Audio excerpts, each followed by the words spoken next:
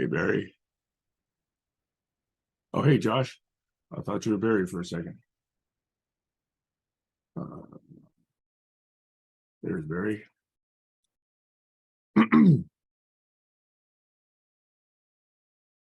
Okay, where is transcripts? Option. There we go.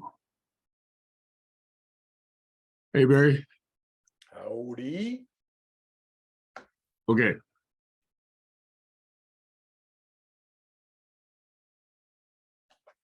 So I ended up doing other things while you guys were chatting yesterday. Oh, yeah, I noticed you kind of were absent in the second half there. Which is okay. That's what Saturdays are for. It's relatively free flowing. But Yeah. Sundays, the reason for Sundays is they can be more focused. So that's why I thought we could discuss more agenda-like topics here. Yeah, it's just that I couldn't stop the recording or end the session because I didn't have sufficient privileges. Not that it matters. I mean, you just have to chop the, I guess you chop the video before you upload it. Mm-hmm. Actually, it was last week that I was up in Washington, so I didn't get back till many, many hours later. And it turns out that after that long a time, the video got so large it wouldn't even fit into my video editor. So I couldn't even chop the video from last week. And if I upload it into YouTube as is, then YouTube says it's too long for me to clip. You can chop it with Unix commands. There is, I don't know if I can remember the name of the command. Yeah, I'd have to do the FFmpeg command CLI to do that, but I don't want to do that research right now. I don't have time to do that. I think there's an easier way to do it. There's a way that you used to be, you had to chop very long files into sections. And there was a command to do that. That was called split. Split. That's it, split. So split is easy to do that with. Yeah. So you do a split with the parameter for the 2 hours and yeah. I didn't know whether split. See, split is just doing it just based on strict file locations. So I didn't know whether in a video file it would destroy some encoding of it. But I think you can do it with time. I think you can do it with just using time as the split parameter. So like 2 hours and 20 minutes or whatever. And then it doesn't really matter because it'll just cut it, at some point. Who cares after the last? Well, I just wanted to make sure that, the .zoom format wasn't encoding certain things at the end or in the middle of things, Just an MP4 file. Yeah. You can, So I may end up trying that sometime, but right now I have no time to research that right now. Okay. It's not really an issue in there. And for the record, what is it? Friday? I got back super early, like 1 a.m. on Friday morning. So this is Sunday. I've been back for 2 days. But Friday, I started a stretch of hopefully a little bit over 2 weeks where I'm actually going to be home. I don't actually have to travel and get on an airplane for at least another 2.5 weeks. Super duper. So I'm looking forward to that. I mean, it's almost been that long since I've made a Costco run, believe it or not. No, that's not true. I've made about 3 or 4 Costco runs in the last 6 months, but usually I go every 2 weeks to replenish supplies here. So it just feels real odd.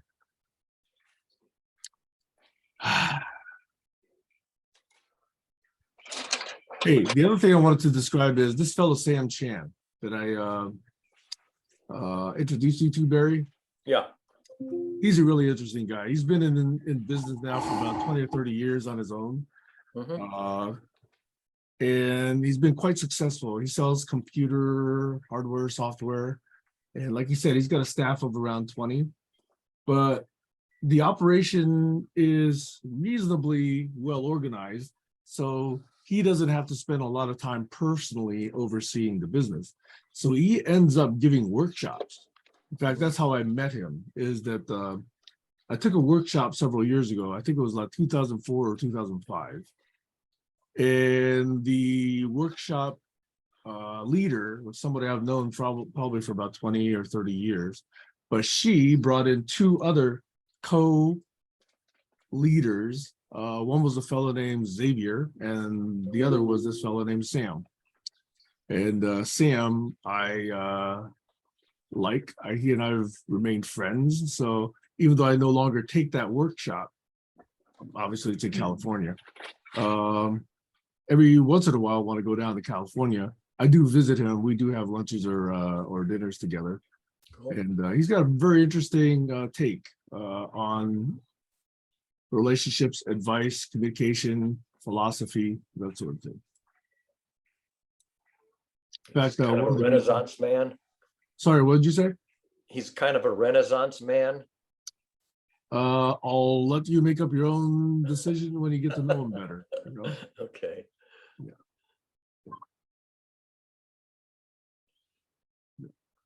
He's very practical, you know, not a lot of philosophy, more a lot of, you know, Oh, okay. Maybe simplifying not. things, you know, like he says, chunking things down.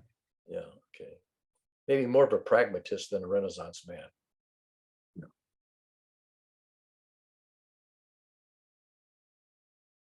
Anybody else want to check in?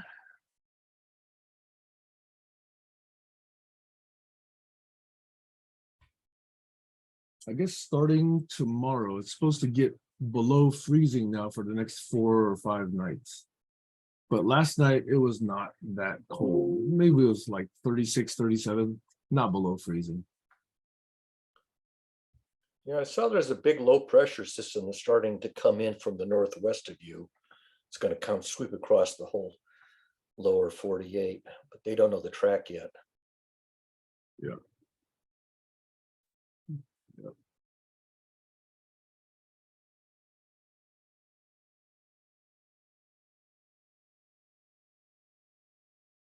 So Barry, do you still have family who you visit or visit you during the holidays? Well, not relatives. I mean, I have friends that I visit. They always invite me for holiday meals. My brother lives in Indiana, and I used to, you know, make a trip out there every few years. I haven't actually flown back to Indiana for any particular occasion now since well before COVID. So maybe 4 or 5 years now. But he's got 2 adult children so he's got grandchildren. But that's really, I mean, I have some cousins that are still, you know, still keep in contact with, but I really haven't seen any blood relatives since the last time I went to visit my brother. Actually, that's not true. His daughter came here to Boston with her husband and daughters, and I got to see them for like a couple hours one Sunday. Oh, they were passing through. So that was last summer. Yeah. So you have just one brother? I have one brother. He's just a year older. I have one cousin I grew up with in Omaha, and I mean, I have other relatives that are, what would you say, you know, uncles, second cousins, something, you know, second cousins, I think, which I you know, I communicate with them on social networks a bit, but I haven't actually seen any of them probably since, I don't know, decades.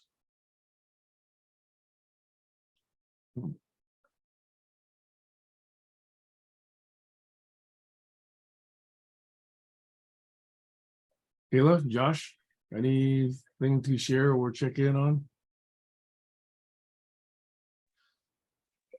Sure, I'll check in, but I don't know if me doing the dishes is a distraction while I check in. I don't hear it right now. Clink, Yeah. clink, scrub, scrub. Well, I was telling Barry yesterday that I don't know how much I can contribute these days to conversations just because I've been really busy. And I'm starting to recognize that a lot of the workshops and the webinars that I go to, they're pretty heavy-handed.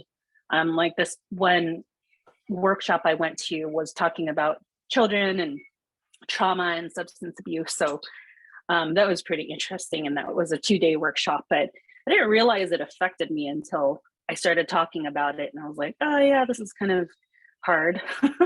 So I'm starting to dance again, but just for myself.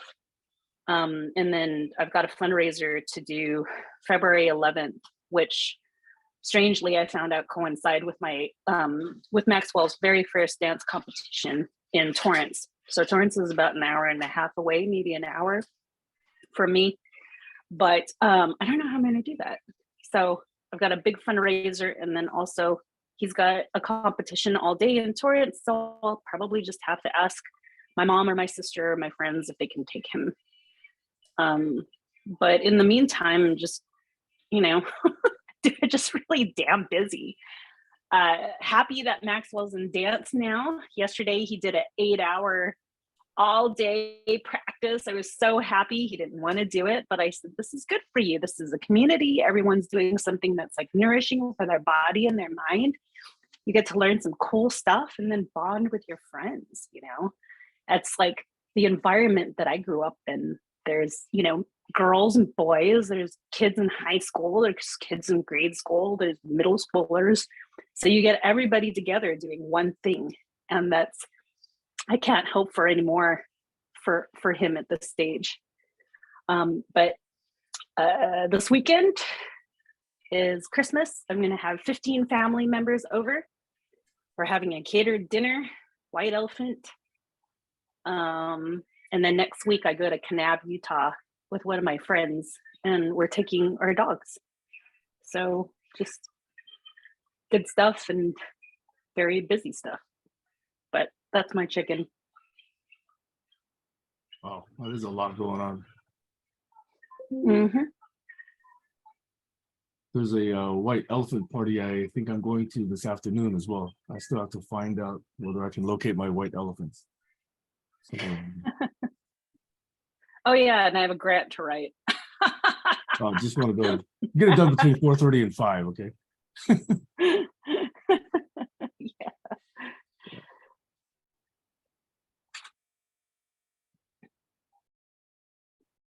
Well, I posted a few things. Josh, you're also free to jump in anytime. But I posted a few things this week. I don't know how many of you saw the tongue-in-cheek, but not really, the video on the 5 laws of stupidity. Yeah, saw that. It's an interesting model of stupidity. The guy uses the word theory. To me, the word model is actually more appropriate for that. Yeah. So that was point number 1. So for Kayla and Josh, if you didn't watch a video, some of what I say may not make sense. So just to check in, did either of you watch that video? I have no idea what you're talking about. Who, stupidity, what? No Yeah, idea. so there was a link. It was a video that I posted called The 5 Laws of Stupidity. And I thought it was tongue-in-cheek, but it was also quite serious. It was written by, I think, a Canadian researcher who has looked at behavior. He defines stupidity in terms of behavior. What's the guy's name? Because it sounds very familiar. I don't know the guy's name. It's in the video. Is it But Heron Stone by any chance? I'll verify later. Okay. But anyway, he discusses behavior as interesting to characterize from 2 dimensions. Behavior can either be good for yourself or damaging to yourself, or it can be good for others or damaging to others. So if one's behavior is both good for self and good for others, this fellow defines that as intelligent behavior. If your behavior is good for yourself, but bad for others, he calls it bandit, but really what he means is criminal. In other words, you're selfish and you basically take advantage of others, and that leads to criminal, more or less, activity. If your behavior is good for others, but damaging to yourself, his model calls it naive. But if your behavior is bad for yourself and bad for others, he calls that stupid. So those are his starting definitions. Okay. And given that particular model, he posits 5 separate insights that he shared with his paper and was discussed in this video. So the first one, well, actually, does everybody get the model? Basically, it's just a simple 2-axis, full Yeah. quadrant model. Okay. 4-quadrant model. Standard magic square. Okay. So the first insight, he says, is no matter who you are, everyone underestimates the number of stupid people.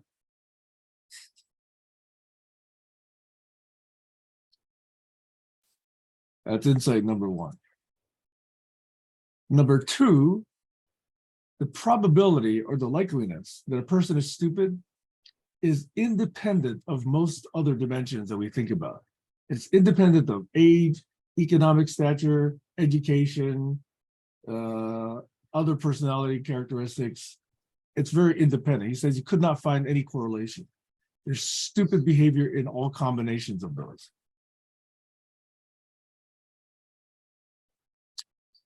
The third is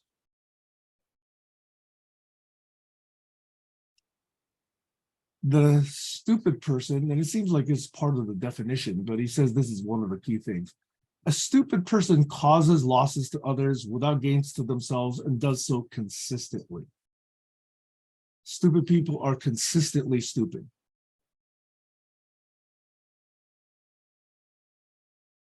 The fourth is that non-stupid people always underestimate the danger of stupid people.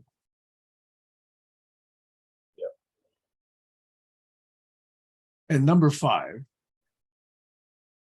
stupid people are the most dangerous people. They're way more dangerous than bandits and criminals because they're fundamentally unpredictable. And they're susceptible to being led by bandits and criminals. That's why they are, in his estimation, the most dangerous quadrant of people.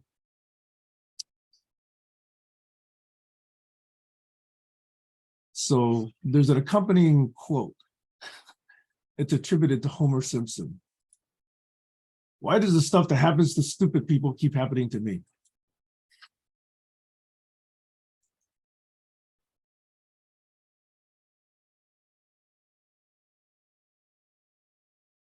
So I thought I would share that and see if that got any discussion. It just raises the question, is it really hopeless? I mean, people have gone to great lengths. I mean, sort of hero figures, legendary hero figures in human culture have tried various kinds of, quote, salvation practices, and they really haven't made much progress. I just put the link to the video in the chat, by the way, in case you haven't seen it.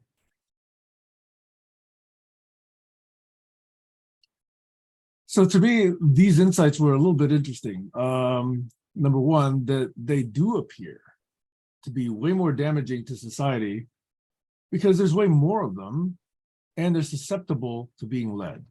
Yep. You could say that, the number of criminals and bandits that are really out there just for themselves and just trying to, extract from society, most people are not that intentionally bad.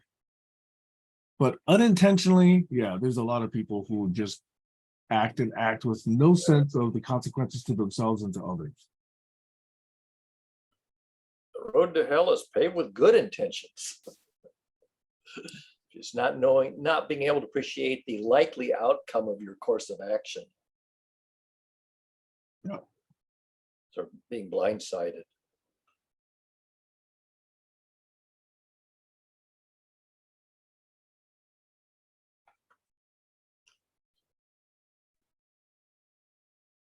So Barry, I think, one of the things that we can always do is look at ideas in terms or the perspective of politics or what's happening in the national, quote unquote, discourse, wherever you seem to find it.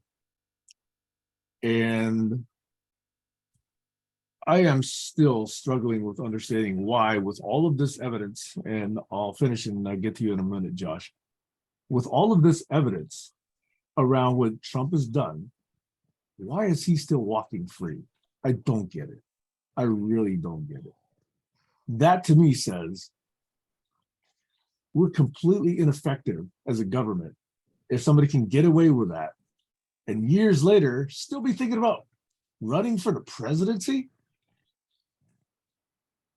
So there's something about stupidity there. Anyway, Josh. I had something different, but now that you say that, are you serious that you don't get it, or you do get it, but you're disgusted? That's I what do I'm get it, trying to but I'm understand. Like, you know what's fundamentally going on. disgusted. You're a smart guy, Sam. You're not one in that stupid quadrant. You get it. You know what's going on. He said it right in his debate with Hillary Clinton. I'm corrupt, and so are you, Hillary. And corrupt people look after other corrupt people. He works pretty hard at being corrupt, though. He's very, very innovative at his corruptness. And if you're in collusion with another person and you've done something corrupt and they've also done something corrupt, if they prosecute you, then you spill the beans on them and then you both go down. And that's politics. Monty Python did lots of send-ups about how stupid the general populace is in their movies. That was a recurring trope in Monty Python.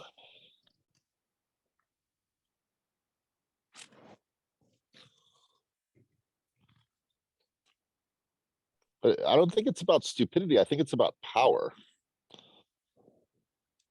If you don't Yeah. have the ability to do anything, if you're making a wage that you can barely survive on, you don't have an education, it's not that you're stupid, you might be very intelligent, you just haven't been educated because you were too busy trying to survive, then it's possible that you are a pawn in a game that you don't want to be in. That's just my take on it, but I'm curious what your take is, Sam, what you really feel. I'm curious. No, I think that it has been very easy. In fact, one of these insights that I said about them being the most dangerous, yeah, is because they enable the bandits and the criminals. They follow the bandits and the criminals, and they, in fact, they'll swallow whatever the bandits and criminals feed them. Look at how many people bought these Trump card NFTs. Any of you pick one up, by the way? They're valuable. They're $99. I have no idea what you're talking about. I don't follow. Once he was not the president, I didn't have to, I just don't have to be a part of his world anymore. He's not infecting my Well, life. it's in every media outlet, for days. And he's basically laundering money, it seems, by selling these $99 NFTs of himself. Basically, himself in superhero caricature. Digital trading cards. Is he just got your goat, Sam? Is that what it is? It's just like he disgusts you and you want to. Yes. Yeah. Because you know why? It. Because he controls a mass of stupid people, and these people vote. Right. So these people He's are got going to the bring power. down society. So long as these stupid people still seem to respect him in any way, he does have astonishing influence across a wide swath, like 48, 49% of the United States. Okay. And that's where he's dangerous. Yeah. He's corrupt, he's dangerous, and he's a criminal, and he's still walking free. And it's not just him, it's people like DeSantis also, who's another, deplorable. Marjorie Taylor Greene. There's a whole slew of them there. Yes. And to dismiss Donald Trump is to not understand what's going on. Yeah. Okay. It's not unique. In your opinion. Yes, in my Yeah. opinion. Everything is, subtext, in my opinion. No, I can agree with your opinion, and I can also disagree with your opinion, but I think if you are watching the mainstream media, that is what's going on, and that's the conversation. That's the narrative. Yeah, the pundits are having a heyday with all this nonsense. But I also think it's a distraction, and I think that is a great way for you not to look at other things that are going on that are just as important, if not more important, just because we don't live just in America. At least that's the way I understand the global challenges collaboration group. It's not just America, and we're 340 million people out of 8 billion. So, there's a lot going on in Peru right now, which is really important. There's a lot going on in a lot of places, and people trying to just feed themselves and clothe themselves, and the energy crisis in Europe is very real right now. I would like to see more in the news about what people are doing with the energy crisis. But that's just the conversation I'd like to have in the narrative. But I'm not Rupert Murdoch. I don't control the media. I can't control the narratives. But if you are distracted with how disgusting Trump is, which has been the distraction for what, 8 years now? How long has this been? 2 years before he started running? Started around 2014, roughly. Yeah. Is he So I don't announced? think it's just a distraction, okay? It's mobilizing a lot of stupid people. It's not just a distraction. It's actually having dangerous influence. It is. Yeah, it's definitely dangerous. I'm not saying it's not something to be aware of. I'm saying it's not the only thing to be aware It's of. not the only, but I brought it up in context of this 5 laws of stupidity, using that as an example of how one controls stupid people. That was not the focus of why I brought this topic up. The topic was on this model of stupidity and whether or not it made sense to the people here, and whether or not we could actually see whether there was some value to these insights that were being shared here. Yeah, I just take it as a given that is a fact, that there are people that are uneducated, and that quadrant, that's a given. So to me, it's stupid to talk about things that are given, just like let's talk about something that's an obvious thing as opposed to something that's unobvious. But that's So just you my think take. if That's these, my opinion. this model of stupidity was obvious? That could be. That's just my opinion. That's my opinion. Okay, so did you know about these 5 insights that were accompanying these this particular model of stupidity?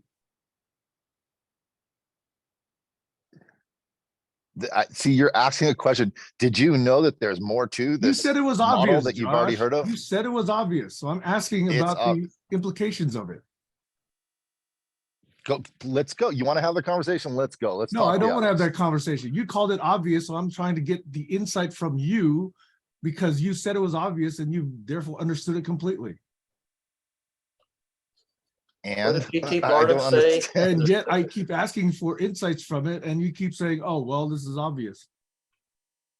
That people are selfish and look out for No, that it's themselves. stupid to talk about this because it's so obvious. It's so stupid. It's too stupid for me to talk about. So why are you here? Don't send To them talk away. about other things, because I think you're an intelligent person, and I don't. Well, I see bring that up a this is topic because I think it's interesting to me and it hasn't been obvious to me. Barry, was it obvious to you, this particular model of stupidity? Kayla, was it Well, not that obvious to you? specific model. I was aware that, people are really stupid. I mean, there's lots of evidence of Well, that. that has been obvious. But the question That's is not the issue. whether these particular 5 detailed observations, I don't know that I ever attended to 5 detailed observations like that, but Right. at the Gestalt level, yeah, I mean, Right. So that there are stupid people is obvious. It is stupid to say that again. Okay. That doesn't. Yeah. It's just, the progress the point is that necessity. it's much, much worse than you Exactly. initially Exactly. would have estimated. Exactly. It's far, far worse. The thing, but even Socrates said, democracy's got an Achilles heel. If you misinform, disinform people, you can derail democracy real fast. And, he predicted that on the birth of democracy. Right. Then we saw it, here we saw it in Europe and, in the 30s. Now we see it here in the 2020s or 2015s or whatever. Yeah. It's not an unpredicted phenomenon. It's been satirized routinely. Saturday Night Live satirizes how stupid people are. That's the sort of the main content of a lot of comedy is how stupid people are. And we certainly get plenty diet of comedy and satire and spoofs and send-ups.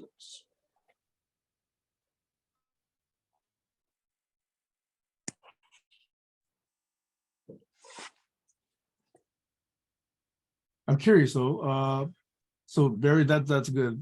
Kayla, you don't have to answer this if you don't want to, but I was curious whether this particular model of stupidity was the one that you're familiar with. No, I'm not familiar with this model of stupidity, and it's actually kind of fascinating in the fact that it's just like points out certain things a different way. I mean, I agree with you. Stupid people are very frustrating, and it's like, you know, it's a fascinating topic to rant about.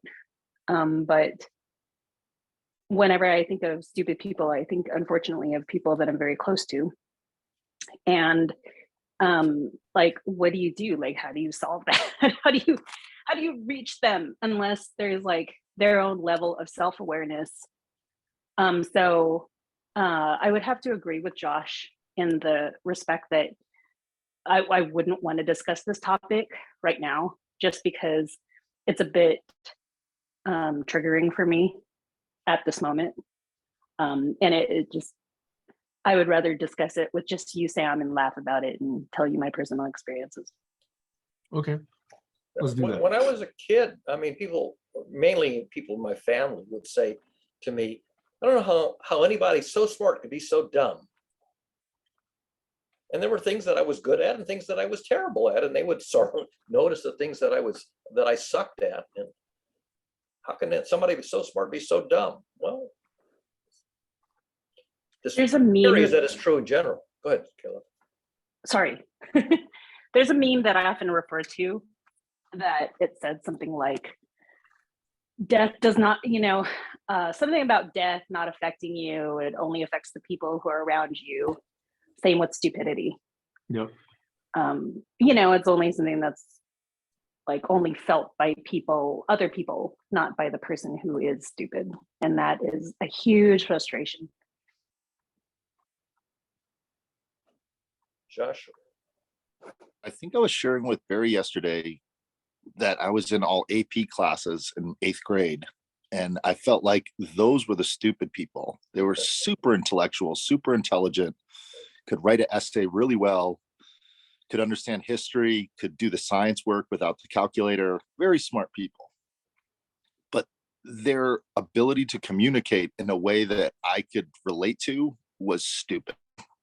And I ended up dropping out of all those classes, going into the remedial classes, and I even called the people retarded. I took the next level of stupidity is retardation, which is a scary word, but it's moving backwards. You're not just not a high IQ, your IQ is getting lower and lower. Like the more you listen to Trump, you're literally going to get stupider. I mean, it was proven in the documentary with QAnon. These people are looking and reaching for something that they can't find, that they're desperately searching for some identity, and psychologically they're lost. So they're willing to believe the stupidest notions and the stupidest ideas in order to belong to a community. And to me, that is actual retardation, because they might be intelligent people on certain levels, but they're so hurt and in pain and feeling like deplorable. Like when you use the word deplorable, these are deplorable, stupid people. They not only feel that, they want to lash out against people calling them that. And they're willing to grasp onto concepts that are ridiculous in order to feel a sense of unity and community. And I just have a lot of compassion for those people, because they're human too. They're not less than us just because their brain power can't keep up with certain concepts that are logical. Because that logic's not there, that doesn't make them not good people. It just makes them hurt people or like they have psychological problems. And I can relate because I think I have psychological problems. I think there are times when I'm stupid and I don't look at myself as something other than those people. But what I do look at is a person that's a bandit manipulating and hijacking those people's sense of worth and value in culture and society and using them for their own gains, like that chart that you showed. So that's where I'm coming from, is I think people have value, but if they're called stupid, then they're dismissed. And so now their value is definitely taken away, and now they're just othering. And if they're othering, they're enemies. And if they're enemies, they need to be destroyed and taken out. And I don't like that philosophy personally. I think that's where I'm coming from, Sam. Go ahead, Sam. So I have 2 or 3 times cited this documentary called 13, which was very impactful to me. And 13 makes a very good case, an extremely good case, that a lot of what has fueled the economic boom for the last 200 plus 2.5 centuries in the United States has been this exploitation of African Americans in this country, starting with the South, starting with the cotton industry, and proceeding and, you know, having ramifications later on. A lot of the behavior, and this is speculation now, but it's trying to connect the dots, and I'm saying this only as a hypothesis, on which there are, in my opinion, multiple data points. The hypothesis is it's not so much pain as it is guilt. I think there is still a lot of white guilt because generations and generations know. They know through history, through their community, through the statues, through their park names, their street names, the books that they read, they know that a lot of the success in this country has been on the backs of Black people. And the more we talk about extending rights to everyone and changing the status quo, changing the way the power is wielded, will make the power tier less and less traditional, meaning less and less traditionally held by white males. The emergence of women threatens that as well. The emergence of minorities threatens that. And I think there's a lot of backlash because of this guilt. You can call guilt fear, but to me, it's not so pure fear as it is a lot of generational guilt. Over. You know, Howard Gardner identified at least 10 distinct species of intelligence. Took him like decades to sort of compile his list of 10 or so. And the observation is that any one individual might be pretty good at one or two, or maybe even three of them, and just very mediocre or very poor at all the remaining ones. And depending on which ones you're good at, which ones you're poor at, you know, other people may think of you as stupid. But the reality is that, you know, we can be very, very poor at 7 out of 10 intelligences and modestly competent at, you know, 2 or 3 of them.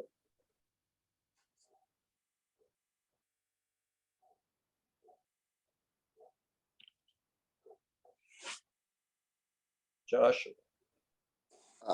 I'm just thinking about this conversation, and the route that I'd like to go in is the idea of what can you do when someone is poor out of 7 of those intelligence, and how can they be hijacked and manipulated and controlled? They become a consumer of products and services by people who have those. For example, I will consume entertainment. I will consume And ideas, music. not just products and services, but also ideas. Well, yeah, I mean, I was on the other end of that one. That was a source of ideas and problem-solving skills. But I was on the receiving end of goods and services where I had absolutely no ability to, you know, to do anything myself. Mostly entertainment, I would say, and products that I couldn't possibly fabricate on my own. But yeah, I mean, we produce something and we consume everything that we don't produce. So somebody else has to produce it for us, whether it's physical, whether it's labor, whatever it is. Abstract ideas, you name it. Joshua. I think what I've seen, at least in my experience, is if someone is living in poverty and they do come across some money, they want to show the other people that they're better than, because they can afford something that the other person can't afford. Yeah. And to me, that concept is stupid. In my opinion, it's stupid. But in other people's opinion, it is very smart, because it shows that you control the other person's view, status, hierarchy in the society. I own a Ferrari. I live in a poor neighborhood in Florida, and I am better than everyone else because I have the most expensive car, and I can literally throw money away, whereas you are poor and you cannot even afford a loaf of bread. But I can throw my money away. So I'm better than you. I'm othering you. And that power and control and that concept, just that idea, to me is stupid, because it's not allowing for that person is doing the thing that you said in the quadrant, is they're hurting themselves because now they don't have any money because it's all put into a car. And so the last bit of money that they throw away, they're going to end up right back with the other person where they can't afford a loaf of bread, especially if the car gets in an accident and they don't have the right insurance, then they're right back into that poverty state too. So they're stupid because they're hurting themselves and hurting their community. So now their community is not going to help them out because they flaunted how better than the other people they were. And it's a classic story you see in narratives and movies and books. And to me, that is the issue of, when you gain power, do you use that power to help others, or do you use that power to help yourself? And that is what I saw in that quadrant. That's why I think it's just so obvious, because it's been in so many narratives and stories, whereas you don't see a lot of stories about people that gain that money and then help a lot of other people. That's more rare. But it does happen, actually. I would love to see an actual mathematical equation, like a Steven Pinkerton. How many people that get wealth help others? And I wonder, maybe it's more people help others than flaunt it. But the idea is that you're supposed to use that for your own personal gain. You know, you give to charity 5%, you don't give to charity 90%. If you do give to charity 90%, everyone else goes, "You're stupid. What are you doing?" So I think power, control, and ideas. And the thing that I'm more concerned with is ideas from Yuval Harari, of his 3 books, of what is going on in this modern day with hijacking, with a carrot and a stick, with dopamine, with negative reinforcement and positive reinforcement in the digital information age. And the conversation I want to have is, are we moving from the digital information age to the knowledge age, where you don't just control the information, you actually have wisdom and knowledge to use that to not just benefit yourself, but others? Are we moving in that new age of knowledge, where you don't just tell GPT-3, "I need this, now I can get it, and I can fool people and tell them that I wrote this essay"? But do you really understand the concepts of the essay that the computer wrote, so you have the knowledge? And that's what I want to talk about, is, are things changing where a person like Trump cannot get into power anymore because we're uplifting other people with the knowledge of what he's doing to control the masses? Like, what was that trick that he did, telling Hillary Clinton that you're corrupt and I'm corrupt too, and then lying to the people and saying, "I'm going to go to Washington, be the president, and I promise you I will drain the swamp. I will keep out the Mexicans. I will do the things that you want me to do." That's the lie that he tells. But people are so desperate to believe that lie because they feel so powerless, and they feel that they have someone that is powerful that will do the things that they wish they could do. So I would like to follow up on that, but Kayla's had her hand up for a while. So thank you for that analogy, Josh. I really appreciated that. And I think that empathy has a big play into it. And I just wanted to note that we're doing this study in one of the very poor, underserved communities over in Oxnard. And one thing that they pointed out that I didn't realize is that the Mixteco population doesn't have they don't have written language.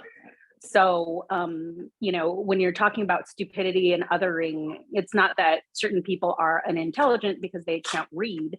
It's because sometimes they don't grow up with language. And you have to just kind of consider that too, when you're dealing with a bunch of people in general. It's like, where did they grow up? What was their background? What was their historical trauma? What was, what type of guilt did they grow up with?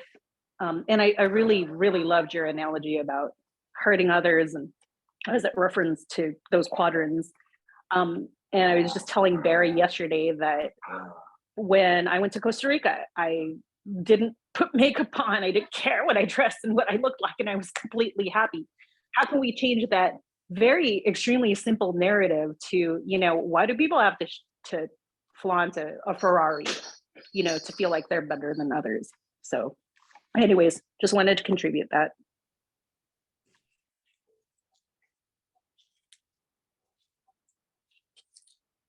So as an aside, isn't that the same as a peacock spreading their feathers? I wouldn't say so, because if you were born with a Ferrari attached to your back, yeah, it'd be the same, but it's not the same. It's not biological. No, but it is an intent to try and spread your influence and your attractiveness to the other gender, the other sex.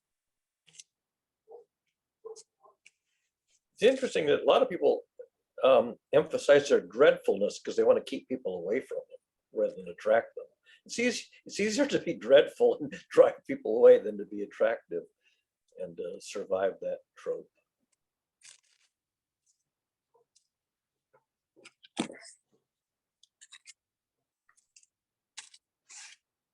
So I'll again hook into an idea you said, Josh, which is that Trump can influence all these stupid people. You know, look, people can be influenced a number of ways, but why is it specifically that he's appealing to closing borders against immigrants, against, you know, very specific practices that to me all smack of this white privilege? And yes, I will say that it does smack like white privilege feels like it's under attack. And that what Trump has tried to do is protect the last bastions of white privilege.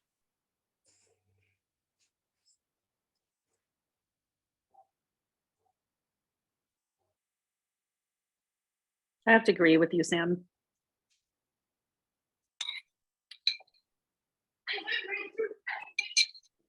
I think that's a game that he plays. I don't think that he's really trying to do that. I think he just knows that it triggers a nerve and it hits really hard with the voters. In other words, I don't think that he really like. It's so confusing because he says, I'm not a racist, but yet racist behavior comes out of him. You gotta ignore what he says from his mouth. You gotta watch his actions.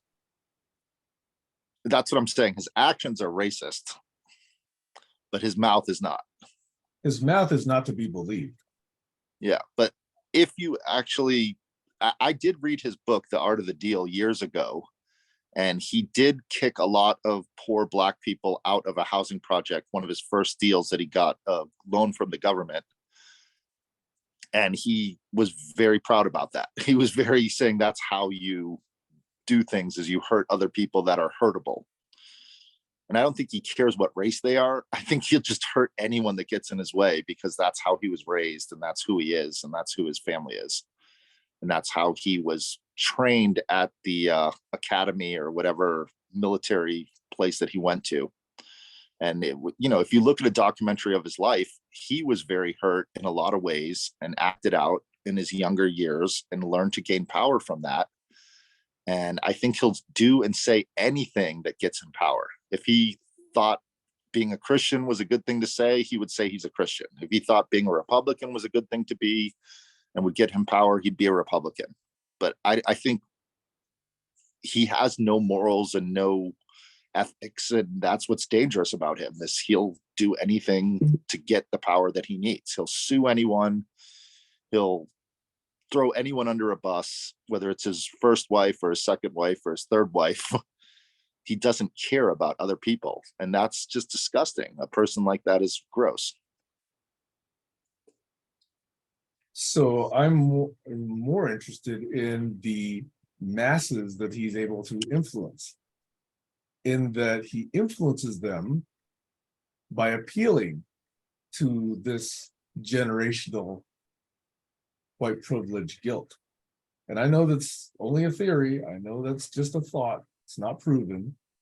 But if you take a look at these documentaries and how far back they go and how insidious these practices are and how these laws are even crafted to keep that white privilege in power, and how financial industries are designed to exclude Blacks and minorities. You know, it's systemic. And that is what he's been appealing to. And it worked to like previous 2016 election, obviously, but even still, there's a movement that is still trying to put him back in power.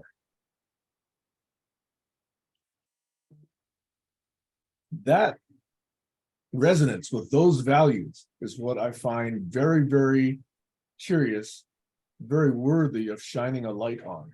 It's appealing to that 47 or 48% of the United States that's still hanging on to power and will do anything to do so.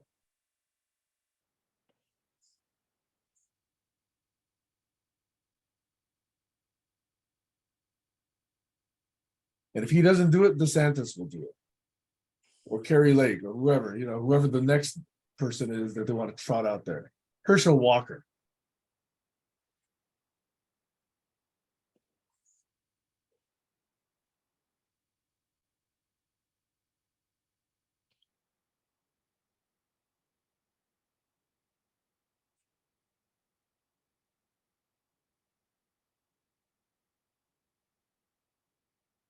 So I'll ask another question directly of you, Josh. Is that when you said that the model of stupidity was stupid to talk about, what did you mean?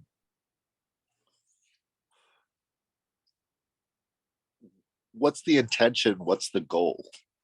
Once The you intention- understand the model, how can it be utilized? That's what I mean. How can it be utilized to help? Yeah. Okay, good.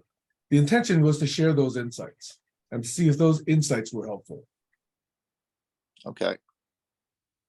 I think that's fair. I think that's, So if that was fair, then how come you characterize it as stupid?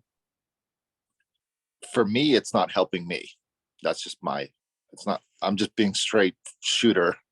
It's not helping me understand anything that's going on in the world right now. Just because, I mean, I go back to Hillary Clinton calling people a basket full of deplorables and then losing. That was stupid. That was a stupid thing to do because she would have won that election if she hadn't alienated a part of her base that she thought she had a lock on. Do you think that was That was just stupid. positive? You think that made the difference? That was the one factor? I don't think that was the one factor. I think that was a factor. Yeah. I mean, she took a lot of flack for that. It's hard to think that that would have flipped the outcome. Maybe it could have. I don't To me, that's funny because if you think that was stupid, and I agree, that wasn't self-serving at all in the least. Trump has done 10 times or 100 times as many stupid things. That didn't seem to hurt him, though. know. So Shooting the people on fact that Fifth people do Avenue? stupid things, But Yeah, Trump you is can apply that. honest. Trump is honest about being a deplorable. He's honest about being a douchebag, and he flaunts that douchebagginess, and he uses that to attract others that want to be as douchebaggy as he is. Whereas Hillary was trying to come at from the moral high ground, and that's the difference. I would say he's honest if you look at the body of work that is his actions. He's certainly not honest if you listen to the words flowing out of his mouth. He's always praising himself. I'm saying he's Wanting honest himself. about being greedy. He's honest about being a narcissist. He's honest about, I don't give a fuck about any of you. I am only looking out for myself. That's And I what's think scary. that's attractive to some people. They want to be like that. That's the scary thing. That other people, so many people find that an attractive feature. They want that in their leader. That really is disturbing. Yeah. That's what disturbs me the most is how many people say to their friends, I don't like that, but then behind closed doors vote for that person. And that's what I saw happen was there was a lot of people that wouldn't have been attracted to someone like Jeb Bush or anyone else that was running against Trump because they didn't have that kind of bravado. Like it's the bravado that, like, I'll use an example of another person who's Kanye West. He says, I'm a genius. I'm the greatest. I'm so smart. I make so much money. Look at me. And people are attracted to that. When I don't find anything that comes out of his mouth to be anything close to genius, I mean, but he says he's a genius and people go, well, maybe he must be because he did make a lot of money. And if that's the definition of genius, that's what people are attracted to Trump is they go, well, he must be really smart because he makes a lot of money. When he's just really good at manipulation. And that is what is embarrassing and triggering for me about the conversation around stupidity. I mean, but let's talk about it. It's a good conversation to have, I guess. If I may ask, what's the trigger, Kayla? What is it? Just that so many people I know personally have that same, what Joshua described. He must be really smart. He's got all this money. Like, what? Are you serious? Is it so attractive that Trump admits he's an asshole? You know, it's not attractive. I mean, it's like in some ways, it's like, all right, you know, at least he's kind of honest about it instead of, you know, I don't know. That to me is what's like super duper triggering. Is it's embarrassing. It's like, what? And that like exposes the stupidity in others. And I'm not being sarcastic, by the way. I'm just.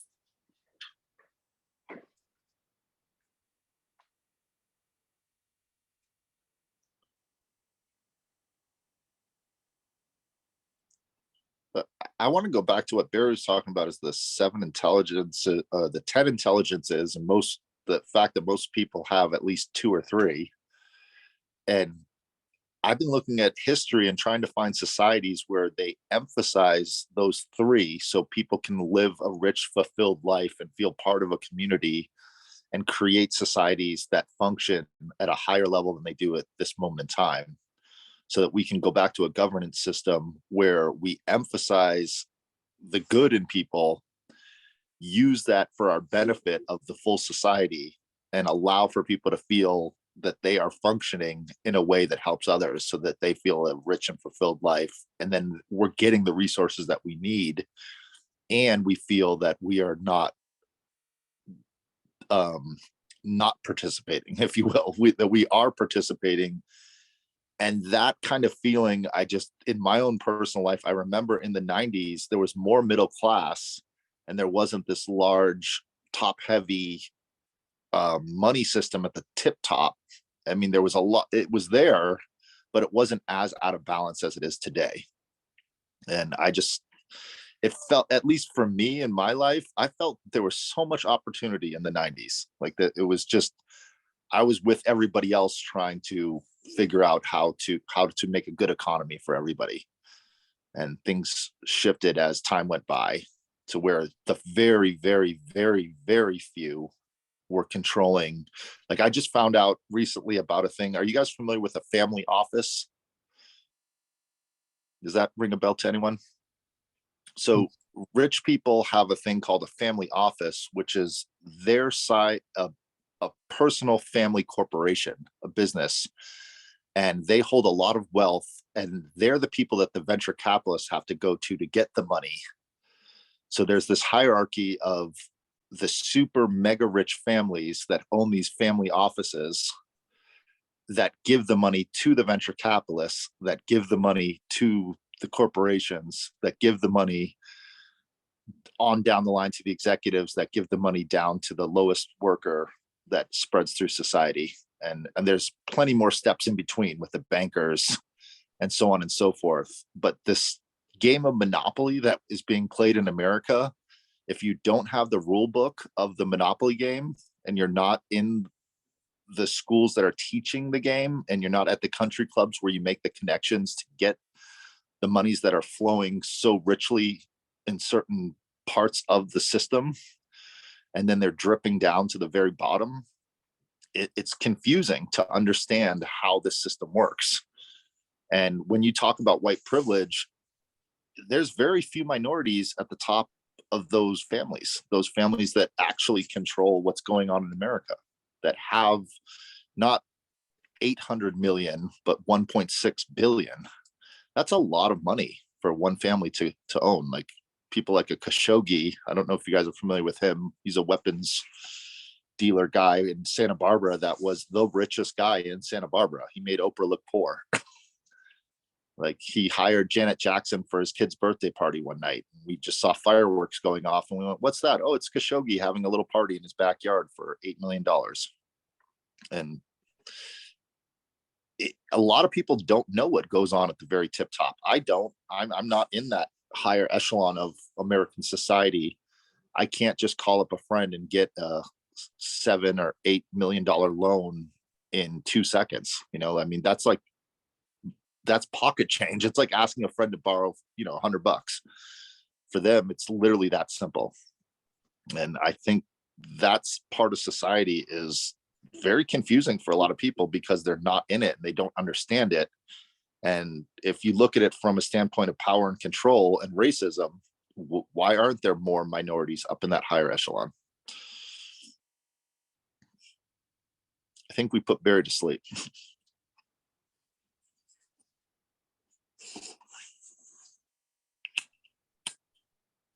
Okay, well, maybe we've reached the limits of the utility of this model of stupidity, but to me it's fascinating, and I'll drop it for now. It is interesting. And if you ever want to have the conversation about the control and power of the legal system to keep minorities down, I did spend a lot of my life studying that, Sam.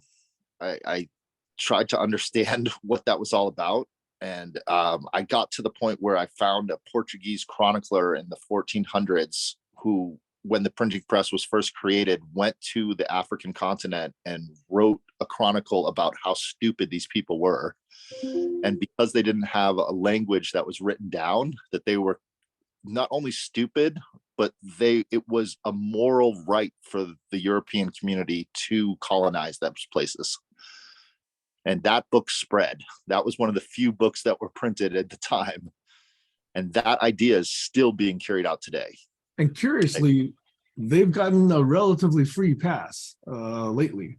We've focused a lot on America. We focused a lot on the Middle East, but that origination hasn't yet reached as many people as you say. Right. If Trump's a racist, what are the Portuguese that came to South America and destroyed civilizations? If those aren't racist people, I don't know what is.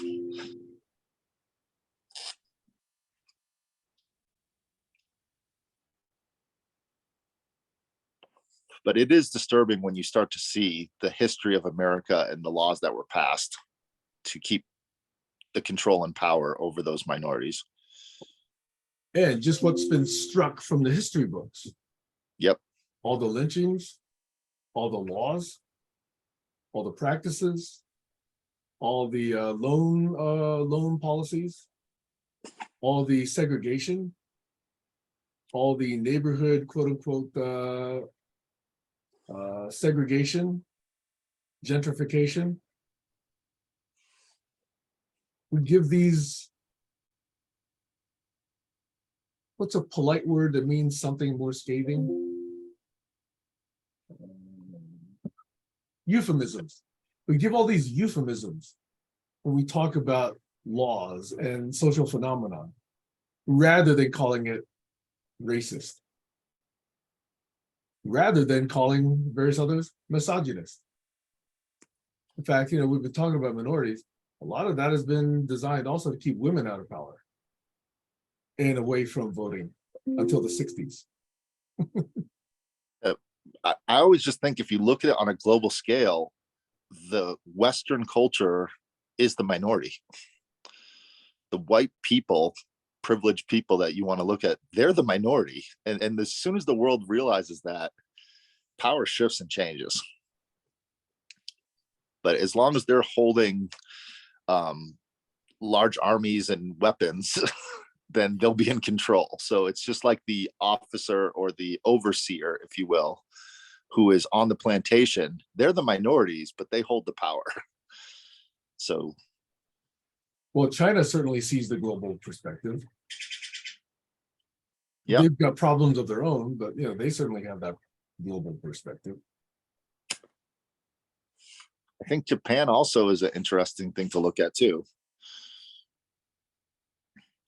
And a lot of Asian, I'm fascinated with Southeast Asia right now. As far as Indonesia, I knew it because I dated a lady from Indonesia when I lived in New York. And so her family was very high up in the Indonesian culture, but I didn't really understand how big the population of Indonesia was at that time. And now that I'm starting to grasp it, I realize the power they hold in Southeast Asia, because it's a large, it's Third actually, or fourth in the world, right? Right up there with Brazil. it's up there. It's pretty powerful.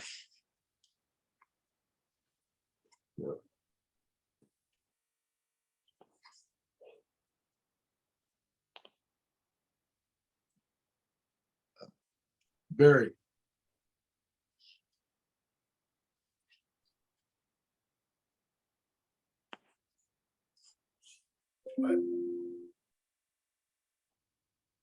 Did I doze off?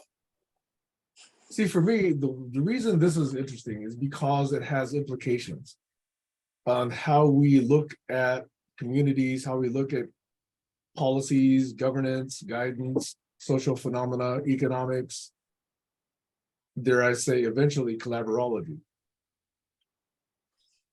I mean, when I look at issues, there are issues that are lamentable, but I don't see how to make a constructive contribution at a level that makes any difference, except maybe very locally. So I kind of look at issues where I think, is there something I can do that would actually be constructive and useful and beneficial, or am I just, pissing into the ocean? Go ahead, Sam. So yeah, this is another take on this whole issue. I do think that there are many communities on the internet, and we each are members of several, where people want to do change, that people want to affect change, people want to help globally. I posted at least 2 or 3 times on Global Challenges and other places, specific instances where we could help. Jonas's daughter needed some medicine for her eye. A woman, Eleanor, a high school kid, needed money so that she could take the exam for the next level of education. There's various different villages that need water, and they needed water canisters. So each of these instances I've posted, and there was only one instance where someone came forth and said, yes, I'll donate to them, because I was already saying I was going to donate to them. Only one person came forth and said, I'll join you and donate with you for these causes. So we can stop, if you want, talking about general theory. And if you want to talk about what specifically people can do, there are opportunities, but I find it kind of curious that they don't seem to attract more participants. Josh. I'm just looking at the algorithms of where you're posting it and what I think the big thing in Twitter, we knew that there was shadow banning going on, but we didn't really know. We thought that it was the case, but I think the biggest thing that I learned is that someone with 2 followers was getting shadow banned, not someone with 100,000 followers. And so the ability to control the message, the medium is the message, that medium is not messaging. So that's I often think about that. If what you're telling me is true, Sam, and I believe you, that you're not getting the engagement that you should be getting because of what should be the social norm of wanting to help others, it makes you start to think people are stupid. Like, what the fuck? What's going on here? And I think a lot of that has to do with just not, you think it's going out to a lot of people and the eyeballs are seeing it, but they're not seeing it. It's going in the bottom of the engagement factor because it's not as sexy as a car accident or a fight in a McDonald's. Yeah, could be. I mean, I don't have time to go and, buy advertising for any of my postings. So it's subject to whatever Facebook or Twitter decides to do with it. Yeah. And I think it's out of their hands. I think they built those algorithms back in 2010. And those just built, it was designed. The system that I understand is a company goes public. And once they're a public company, they have a responsibility to the shareholders to create a more profitable company the next year because they have to create dividends. And that's the system, I think, that's destroying everything, is because if that is the case, then you cannot elevate the posts that you've posted, because if that is known in a mathematical fact to give less engagement, and you have to give more engagement in order to sell the advertising model, it'll just continue to go downhill and our society will be where it is right now. And yet Zuckerberg will testify to Congress that, oh no, he's going to change things. For the better, for the worse. So, it's not a lot of participation that I was asking for. For the exam fees, for example, I think they amounted to like $25 US. In local currency, it was 25,000 Malachi Kwacha. For the water containers, I think what was being asked for was something like $100 or $50 or something on that scale. So I donated $50 and somebody else donated $50. They got double the water containers. So I do find it curious that this is not actually getting communicated. Whereas I can send out something about religion and yeah, sure enough, that'll get some eyeballs. Religion's a hot topic. That'll get some, people inflamed. It's a game that I don't want to play, Sam. That's why I said I don't want to talk about it, because the stupid game is a game that I don't want to play, not because it's not something that's going on, it's not relevant. It is relevant. It's just a game I personally did not want to play. I don't even know what you mean by the stupid game. The game of manipulating stupid people because of their greed and their want. I'm not trying to manipulate stupid people. No, I know you're not. I didn't say you were, but other people are. And I can't even reach these semi-intelligent, well-meaning people. I think you have. You just don't really realize you've already reached them. They know who you are.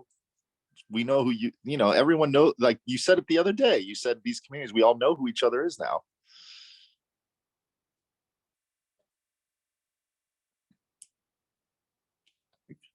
I don't know. I just, frankly, Sam, like my dad, you remind me of my dad in a lot of ways. He's a Harvard educated PhD, really smart guy. And he just wanted to help people. So he started a non-for-profit and he goes to different communities with rich people and churches and asks for money. He goes to craft fairs and sells the crafts from, people all over the world and marks it up at higher rates so he can go back to those countries, buy the crafts at a low amount, but that low amount is still huge for those places. And he helps a lot of people. But at the same time, when you look at the global aspect, it's a drop in the bucket. But he feels that it gives his life meaning, and it's a beautiful thing. It's called the Touch of Love Foundation. And the amount of people he's put through schooling and education in places like Ghana, Argentina, India, Nepal, so on and so forth, it's a big number. It's thousands of kids have gone all the way. What's that? Is he still alive? He is. Yeah, he's still doing it. And he doesn't want to grow the organization to the point where he's got to pay salaries to people when he's got a system. He's a very smart guy. He's got a system that makes sure the amount of money that they're bringing in goes to help the most amount of people, but he doesn't want to scale it to the point where it turns into some giant organization. So it will go on in a trust after his passing, but there's only so much that each individual wants to or can do. I don't know. I don't know how the world works. I just know that if you care, there are ways to help out. But to me, what I saw as the biggest problem is when you're trying to get those resources to certain people that don't have, there's people along the way you have to pay off. And that's the part that's really, when you start doing social work, it gets kind of disgusting. And it gets into a lot of corruption, and you have to do things that are not necessarily ethical or moral, in the sense of you're giving money to governments that are going to use it for child, like it's just, the whole thing is corrupt. I don't know. It's, to me, I just, I don't know. I don't know how to help the world in that sense.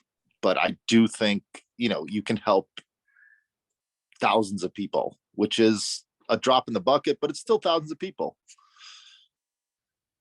Well, I do understand that phenomenon. In fact, one of my friends started an international currency and shipping company, and it failed because it didn't account for all the corrupt under the table funds that had to flow in order Yeah. for international trade to actually take place.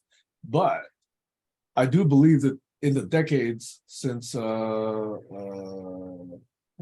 been a lot of this emergence, at least I found one channel which takes for about 4%. So it's much more direct. You can actually send funds with only about a 4% fee. And just as you say you don't know how to vet these people, again, I didn't vet. I used Michael Josefowicz's network, and I'm basically trying to help people in that network. That's where I'm starting with. And Michael Josefowicz, he vetted those people. I remember talking to him. Yeah, and he I worked think, with them for years. and I think anywhere you start to help, whether it be in your own family, in your own community, in another community, anywhere that you do that, to me, it's not about the helping of the other people as much as the relationships that are built through that and the value that brings in each other's lives, that they know you exist. Just seeing people as people. I don't even know what more to say. Just like, hey, I see you're struggling, man. You need it. Like, just my car broke down the other day. The wires got chewed up by mice, so it wasn't working. And this guy pulled over and asked me if I was okay. And that meant a lot. And I was going 20 miles an hour, and he followed me into town and said, I just want to make sure you got there okay. And I don't know this guy. And that really, if I see that guy again, I'm grateful for that community service of just looking out for a fellow person. And that's what I want to see more in the world. That's, to me, the most important thing, is that we see each other as ourselves, like the golden rule: treat others the way we want to be treated. Like if I saw someone on the side of the road, I don't know that I would definitely pull over just because I have a small child, and I don't know if that's safe to pull over. But if it was just me in the car, I'd pull over for sure, no doubt.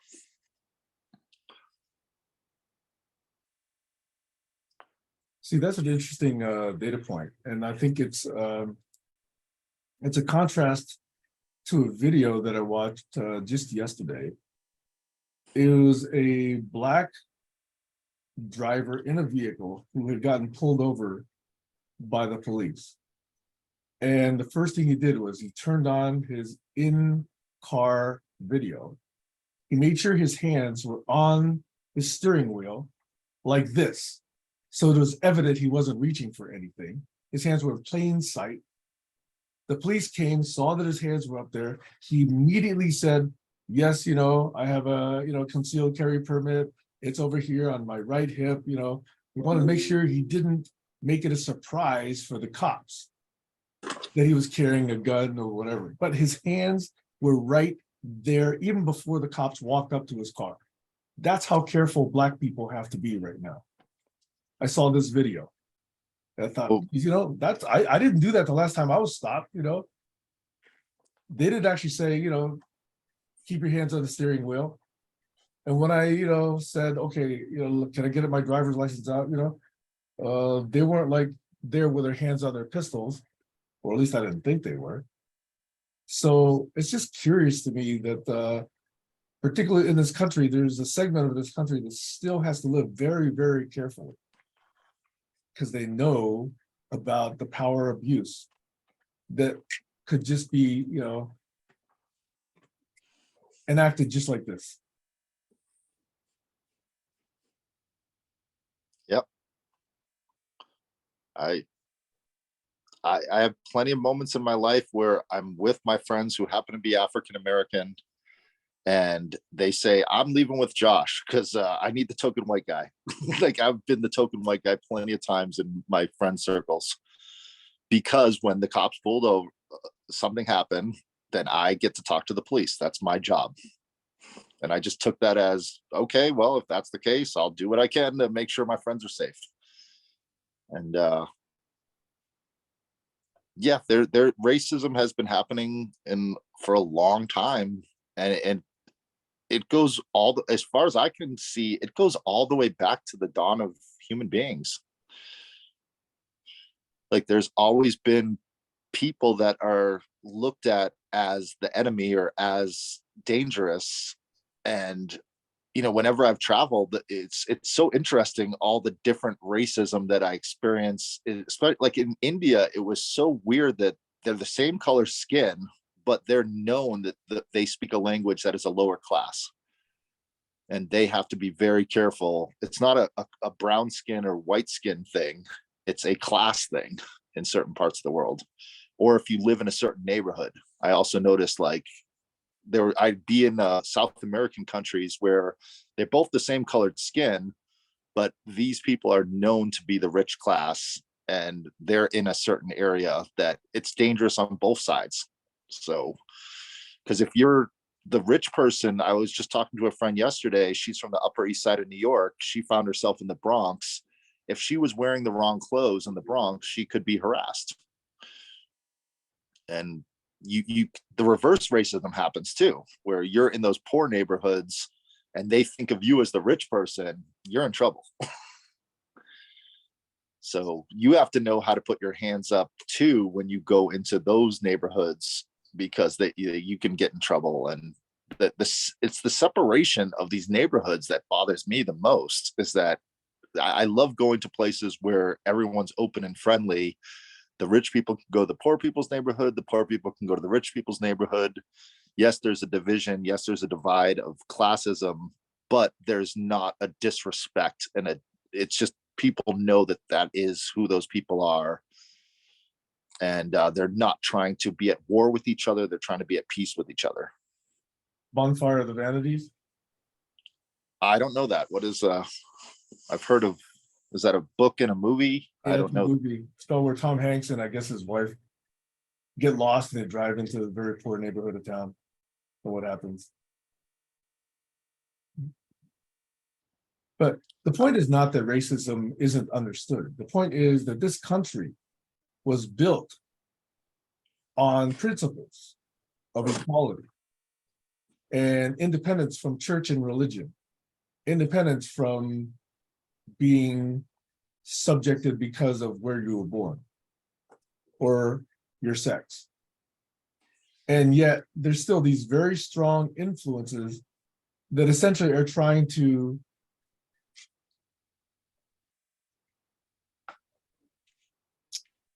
take away the power of the Constitution. Trump himself said, fuck the Constitution, essentially. Smell it. Yeah. So what I'm saying is, in this country, we had 250 years ago an opportunity, which we did, with fits and starts, to set up a country based on some principles of equality. And yet, the more successful we are, the more people take it for granted. And they don't understand the foundations of it. They don't understand the foundational principles. And then they look like, they don't even get taught in school anymore. That's what I find disappointing. That Trump can say this about the Constitution, and his entire following has not one person stepped up and said, you're full of shit. This country is based on the Constitution. Well, Did I'm sure a lot of anybody in people his stepped up. following say that? Yeah, I'm sure they did, and they got kicked the fuck out. That's what he did. Get him out of here. Get him out of here. I don't I'm know. sure anyone that stood Find up me and said, one. wait a Find me second. one. You can't, because they were yelling it in the audience and they got kicked out.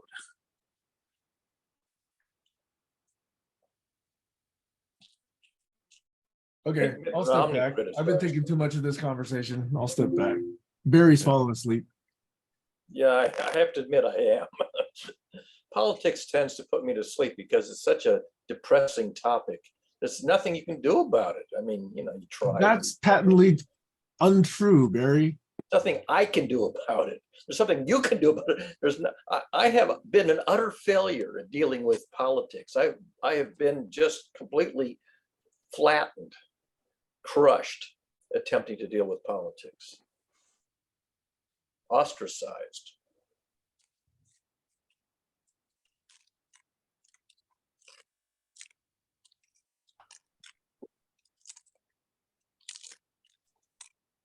I mean, for me, it's terribly depressing. Frustrating, depressing, dispiriting, you name it. So I go do something where I think I can at least make a positive contribution and not come home at the end of the day feeling, despondent. I go and do a volunteer job where I fix people's toasters, don't charge them, and I think I made them happy, and it felt good to fix something. And rather do that than rail against politics, because that's just, it's lose-lose.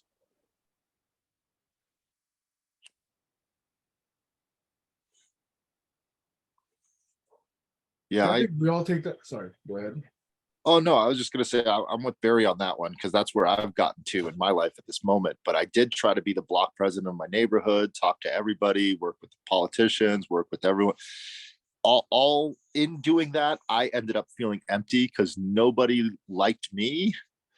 I mean, I'm sure some people like me. I did get a lot of respect and blah blah blah, but in the end, I wasn't really making that much of a difference as much as I was trying to do something for myself to make myself feel better, and I didn't. So like Barry's saying, it's a lose-lose.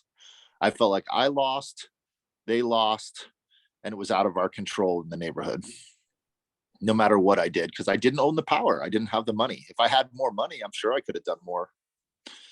But I didn't have the money and I didn't have the power to do the things that the people in the neighborhood wanted to be done.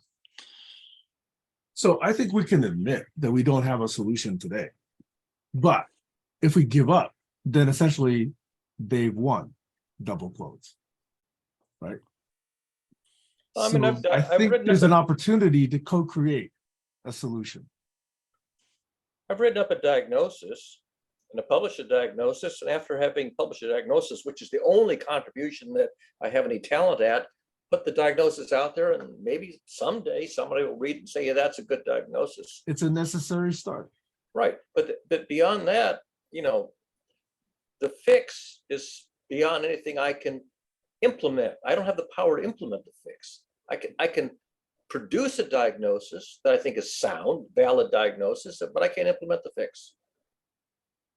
That's okay. That's still more than most people are doing. Well, all right. So, so at that point I go on, do something else. Kayla's got her hand up. Kayla. I was going to say exactly what she said. That's more than what most people are doing. So, I feel like as long as, I'm personally contributing to my community and trying to keep a positive and healthy attitude about things changing, whether they change rapidly or not, it's out of my control. But we'd like to hope that change comes a little bit rapidly. And the focus is still towards that going into change, even though it's incrementally very slow. I think there's something there, perhaps Josh, somebody spawned on your idea of making the neighborhood better and is building and working on that. You never know sometimes. But, I don't think politics indefinitely is kind of that bad. And it's only because just of recent, I've been talking to people who are in political offices that are doing pretty incredible things, and it's cool. And I back those people up. And I hope that, the future becomes more solution-based instead of focusing on all of the problems of today. Yeah. So I'm glad to hear that, actually. So when you talk to these people who are doing things for the general good, does their identification as Democrat or Republican come through strongly? Or is it just No. an issue? No, not at all. But then again, like my approach is very personal. I have a very personal approach on things. Like for instance, this one gentleman who got sworn into the Office of Education, as a board member. He's young. He's in his like late 20s. And I met him through one of the assembly member meetings. And in fact, he works with our local assembly member. And he doesn't identify whatsoever on the right or the left. But I don't ask him about that too. We just focus on the work. Was he an appointee or was he elected? He was elected.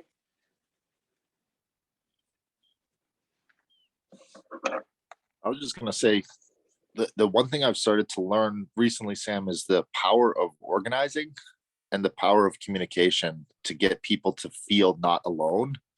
And I think that's where the power is. I think if there is any solution, it's ways to communicate what each other's thinking. And if there are common things that we feel that we can be heard, even if we don't agree, if there are things that we agree that need to have changed, that's the power. The power is organizing. And it's really hard to organize. It's just hard to hold meetings and hard to have people show up and hard to have people communicate what was said in that meeting to the other people to show up to the meeting so they feel heard. And just knowing that there's other people that care enough to organize or care enough to show up, that's powerful. I've noticed that in my life, that's what creates movements and unions and organizations and churches and so on and so forth. And then when they get large enough, the politicians see, ooh, that's a big chunk of our constituency. We got to listen to these people. It's just making sure that the voices are heard. I think that's the real big thing. And from coming at it at the tech sector, I got into the internet because I thought it would be so amazing that everyone's voices are heard. I just didn't know that all these voices would be talking about the things that they're talking about on these platforms, which I shouldn't have been surprised. But at the same time, I really thought there was a movement in the mid 2000s of scientists being the new rock stars. And there would be this big movement of education and science. And I guess there was to some extent, but I thought it would be a lot bigger than the hip hop movement of culture and music. I thought hip hop would sort of die in the late 2000s. And, it was coming to a death, but then it got resurged into the stupidity hop or whatever you want to call it. I don't know what it is now, but it's just not the movement that I was involved in the 80s and 90s. And I thought that science and I think I told Barry the other day, somatics just blew my mind. I heard about it in 2005 and researched it. And I thought that was the most amazing thing, that there was a sound vibration that controlled physical matter that made shapes. And I thought that was incredible. And I'm still waiting for that to be, I hope it's happening now, because all these polymers and 3D printing and it's biomimicry is still not as popular as I'd like it to be. And I just know if you wait enough time, maybe in 2040, the hottest thing on the social networks or on the communication, on the media, will be these biomimicry domes on Mars or the moon or something. I don't know, but I still hold hope that society can change. Go ahead, Kayla. Thank you for that. I just realized when you were talking, Josh, that, all of the things that you're saying are pretty fascinating. And it's funny because just recently I've touched on those realms, especially when, sorry, I just got a message from Tyra. Anyhow, gosh, what was I saying?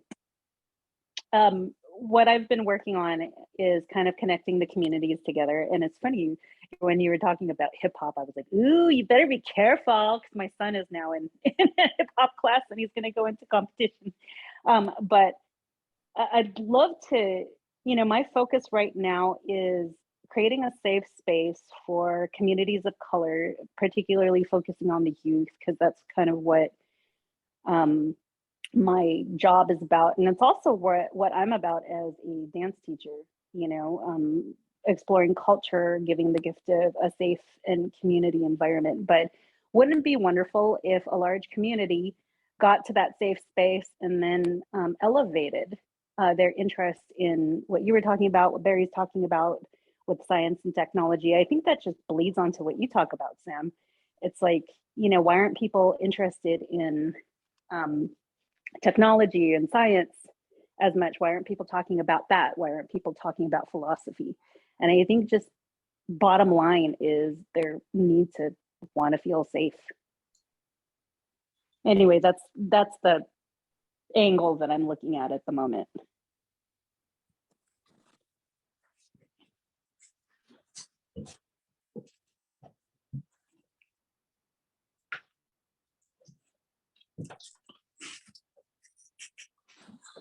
Sam, I think this word safety is important, is what? Important. Because some people, and I know people like this, feel that disagreement is not safe. Yep. Sometimes that's true.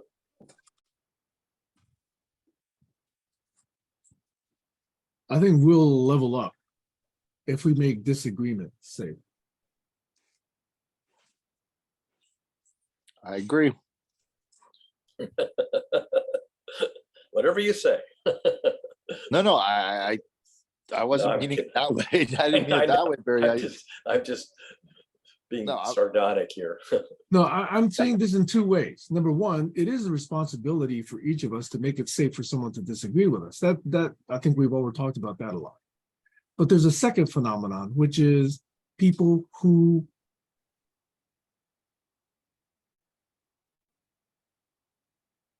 take any disagreement as a personal attack. And Yeah, I don't that have a is not solution for that. conducive. I don't have a solution for that. And that, I don't, yeah, go ahead, Kayla. I was gonna say, I don't think there's too much examples of people who make it safe to disagree. You know, there haven't, not that I know exactly what you're saying, and I agree. I was just thinking, like, if I were to point someone to an example of safe disagreement, what would I use? Aside from my personal experiences, which really haven't been that much. Or I can give you copious evidence of how unsafe it is to disagree. Way back Yeah. in the 90s, when chat rooms were sort of the new thing, and there were people who were gatekeepers of chat rooms. And quite often I would present a contrary position or a minority position. And sometimes the gatekeepers would take offense and kick me out. And a journalist working for Time magazine decided to do a story about chat room exiles. Somebody sent this journalist my name and he interviewed me. Turned out that most of the article in Time magazine about chat room exiles was my story. I was already a famous chat room exile in the 90s, and it got worse, much worse after that particular occasion. I got kicked out of Wikipedia by Jimmy Wales. I got kicked out of a lot of conversations because the people who had the power would just kick me out.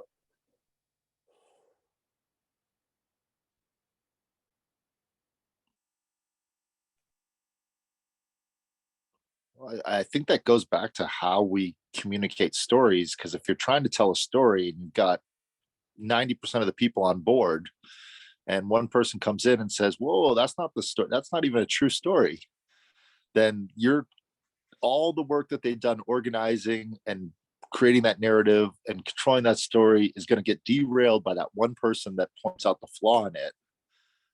And they have to kick that person out, or they got to restart the story all over again. And now they've lost their trust, and it's a hard thing to get people to agree on a story so that we can all communicate and organize together. Like I'm not skilled at that either, Barry. I don't know how to.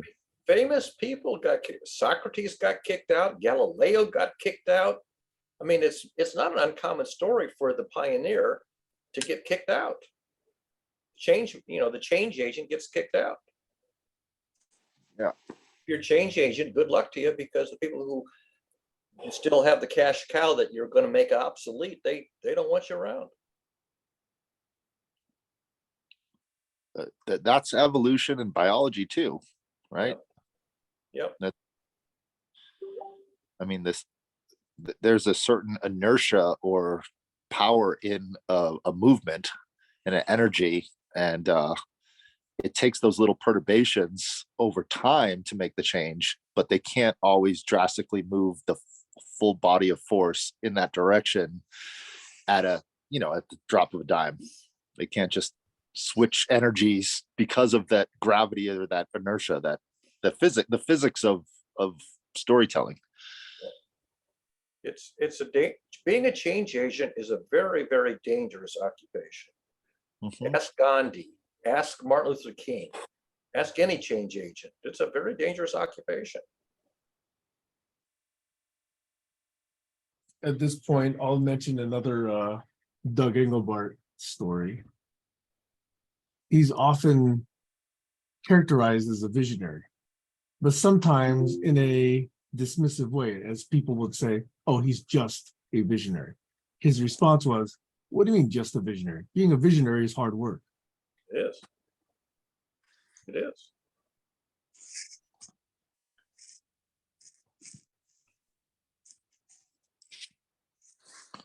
To hold on to this vision of principles, despite all the non-acceptance or even criticism.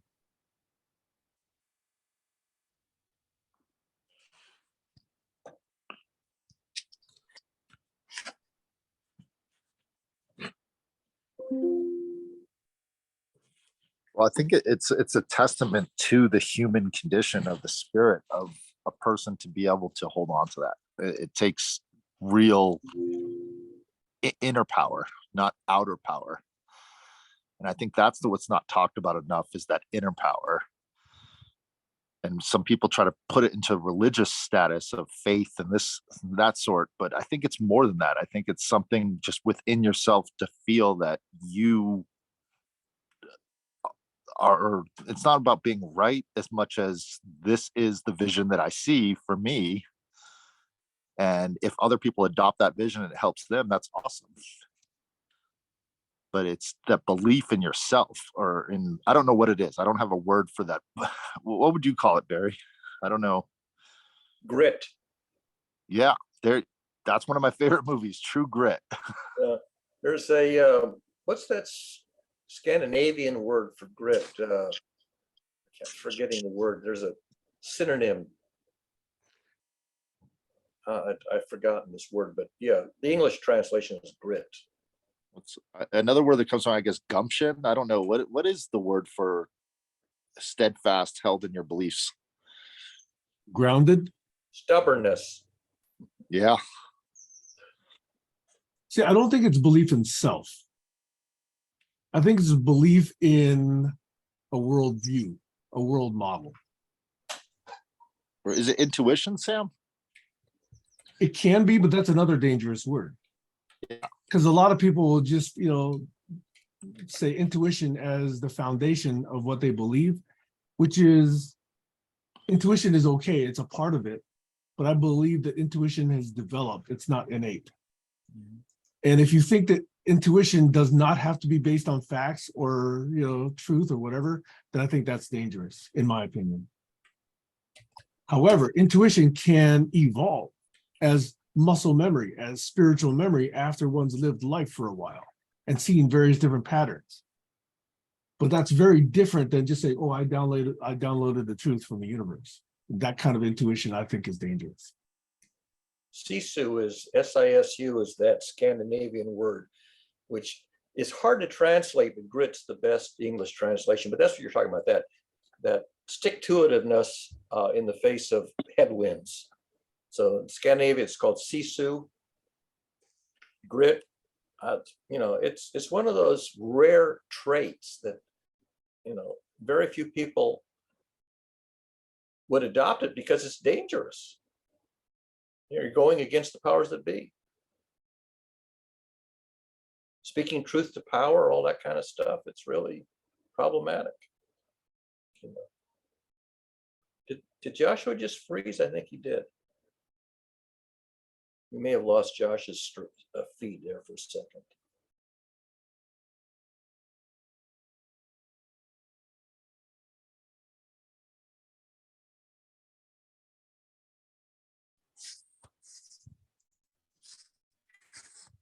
Now you're back. Or not. No, you froze again. Am I still frozen? Well, yeah, you're loosening up a little bit Check now. 1, check 2. Um, Yeah, I just switched over to the LTE. okay. Yeah. Am I back? Yeah, you're back. Yeah, Okay. there's somebody on Facebook from Scandinavia. I think her name is Lahti, Lahti. That's her surname. She does this whole thing about the sisu grit, if I'm remembering the right person. But yeah.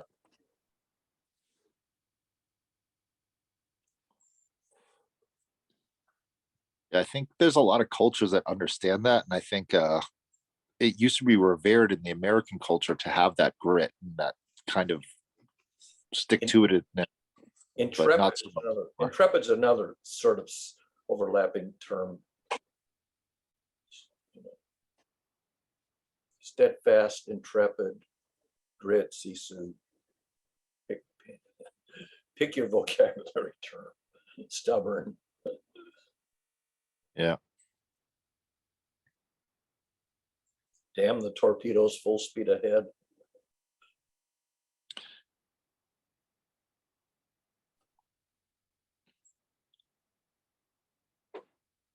Yeah, I do admire people with that because I've told you, Barry, I've been in these rooms with this chat GPT, and it's one guy with that true grit that really wants to be responsible and do ethical, moral behavior and test the system to a point and share with everybody, hey, just remember, you are testing this system and you should be getting paid for it, and you're not. And let's really look at Sam Altman and what his intentions are. And what the investor, $1 billion was invested by Microsoft, and what are the intentions of the technology? Because it is a boom in a change of the way information is moved around. It's definitely, it's we're on the precipice of something new. Everyone is aware of that. What it will be, we don't know. And I think it's important to have leaders in the community that say, get involved now so it doesn't just pass you by. And I've always felt that way with technology, is that if enough people don't adopt it for the good, it'll be used for the bad. Yeah. I mean, what it's being used for is kind of amusing. Give me a 500-word essay on some arcane topic, and the essay should sound realistic and not even be wrong. It's just that you don't really learn anything that's not already well known. You just, But it's just the beginning, though, because it's mimicking human behavior. Right. And at this moment, it's mimicking, but at some point in time, the mimicking will stop and the actual creativeness will begin. And that is the point that, Yeah. The that's trick going to be is, very. I mean, say to the chatbot, tell me something I don't already know. How could it possibly do that? It doesn't know what you already know. Well, if you look at, I mean, that's OpenAI, that's, Microsoft's version. I'll just say they're the biggest investor, but Google's version is really interesting. And from being with Google from the beginning, they've been trying to put a profile of each person into their system so that when they do reach this point, it will know you. It will have enough data points to actually interact with you and tell you things you don't know, or at least guess because you've never looked it up on Google search or on YouTube or any of the Google real estate. It'll know you better than you know yourself at some point. The irony is that whenever I write something up, like on a blog or something, and I always try to put in a keyword or phrase or something that I can use as a search to find it again. And more, Google, if I say to Google, tell me something I already know that I already wrote about, and it says, I don't know anything that you ever wrote about that. Google can no longer find my own stuff when I give it enough stuff to find it. So it's discarding, it's weeding out of its database stuff that I wrote, 10 years ago. I think what you said yesterday was really poignant about the 6 layers of the Socratic method and it being asked. I think that's what's eventually needs to be built into the system. Yeah, I think it wouldn't be that hard, to take a template like that and try to figure out what what level of concrete example versus levels of abstraction is this person operating at, and then try to find out, do you have the answers to the 6 questions at that level? Because that's where you're basically looking for the frontier. Where's the current frontier where to the inside of the frontier you have the solid answers, and outside the frontier you basically scratching your head. And if you can find the frontier, then that's where you have to do the work. Yeah, and that's really all the Socratic method does, is it walks somebody to the frontier. Yeah, I think from what I see, it's labeling information at meta levels to the point where you get the data down from 175 billion points, right, small enough. What I'm hearing that's going to happen is it's going to get small enough to put on a tiny little microchip, a little device that you can hold that holds all the information, because it's a meta level abstraction. So you're taking a large amount of information and pulling it down to smallest amounts, like truncating or zipping up a file. Well, I don't know. How much material does it take for Google to store its entire database? I don't think Google's entire database of things that can, pull up for you is. But think about how much is junk DNA. Like, look at her. There's so much that information that isn't necessarily needed. Your DNA will fit on an ordinary CD, a 750 megabyte CD. Is that how big they are? Your DNA will fit on a CD. 700 megs. Yeah, 700 megs. Your DNA will fit on 700 megs CD. It's not that much. Right. So eventually computing will figure out how to take a large amount of information and fit it to a smaller amount, like biology. Yeah.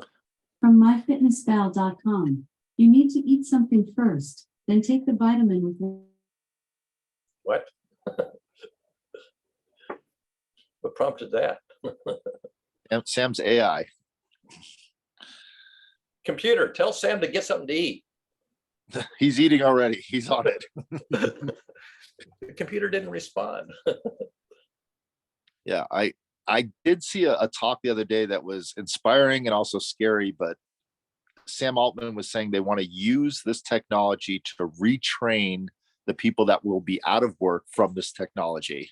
And that little loop kind of threw my head in a tizzy. Yeah. So it's going to be interesting to see what happens in terms of, I'm very optimistic, and I think that there'll be so much more opportunity than there will be opportunity lost, but there'll be a transition period. But I do think people will keep creating things that we don't need.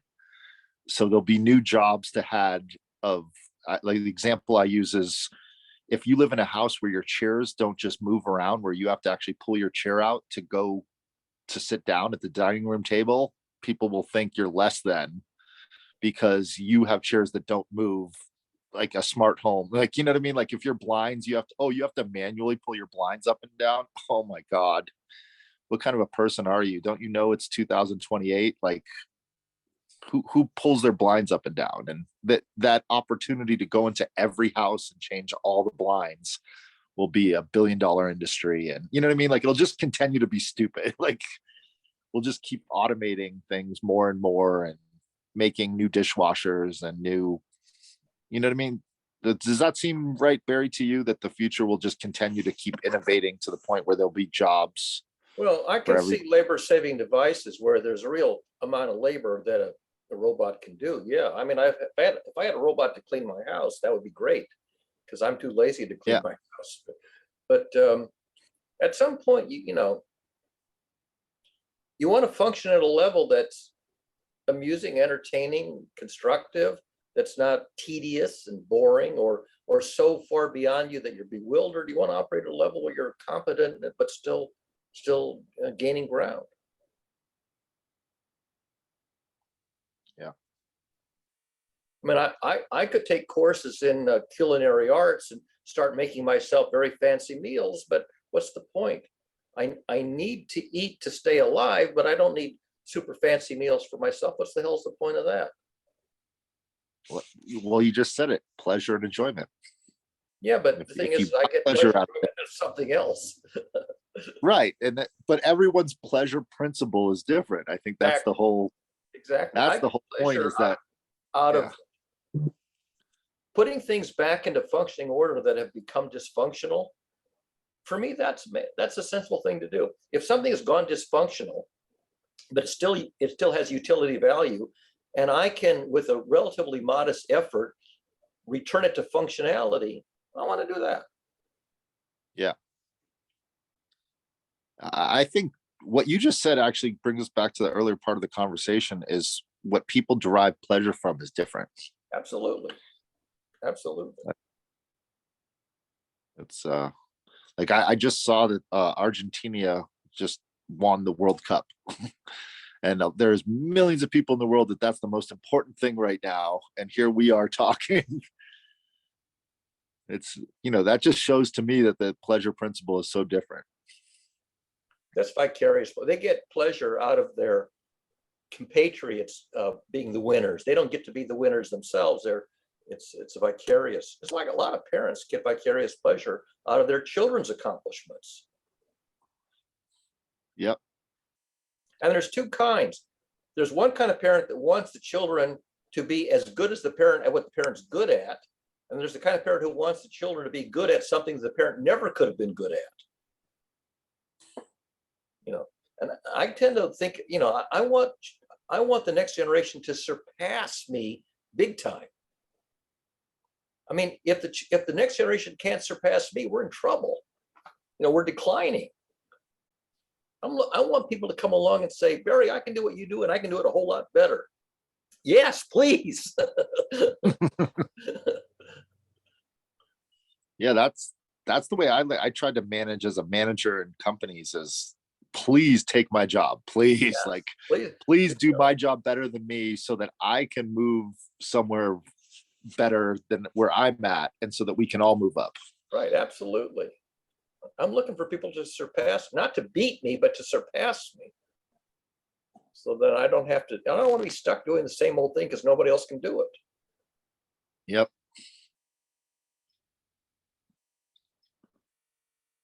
Yeah, and then there's some people that just are, I guess they call them conservatives, that just, hey, you know what? I know how to do this really well. I enjoy it. That's what I want to do. And they're, Well, if you're an artist, yeah, I mean, there are things that you do because it's art. but I think it was Albert Camus that said, the Sisyphus character in the Greek tale, maybe he's happy pushing that rock up the hill. I doubt Maybe he enjoys it. I think it's you would think it's tedious. It's sort of but you would think so, but maybe that's his lot in life and he actually gets pleasure out of it. Yeah. And that's why he keeps doing it. I mean, you look at people who do world tours, the musical artists who do the world tours, and after a while they get tired of it. And they retire, even though they still have the talent, they can still entertain people. It's just schlepping all over the world and putting on shows for a few thousand people, 4 nights a week. It's, been there, done that, what's the point? They might as well put it on RCA Victor Records or YouTube or something. Yeah. That's why I was fascinated by David Lee Roth, the lead singer of Van Halen at the time. He just kept going. He went and became an ER, like a emergency medical person. He went to Japan and studied calligraphy. I mean, he just kept his interest going. He's still going. Yeah. Like, happened to be a rock star, but he had other things he wanted to do in his life. Yeah. I don't want to take my talents to my grave. I want to leave my talents for somebody else to pick up and take them to the next level.